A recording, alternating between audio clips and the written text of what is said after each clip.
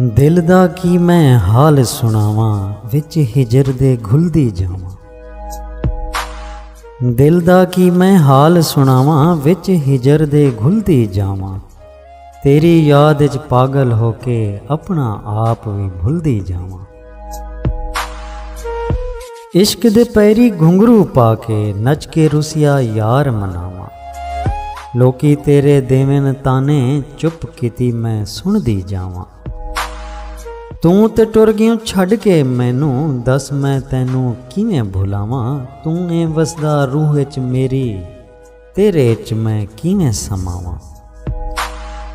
आस तेरे आवन दी लाके सूलां दे पई गीत मैं गावां। मैनू अपनी बांधी कर ले मैं तेरे पई तरले पावां। रुतबा शाह दा लभ नहीं सकदा लख बुले दा भेस वटावां।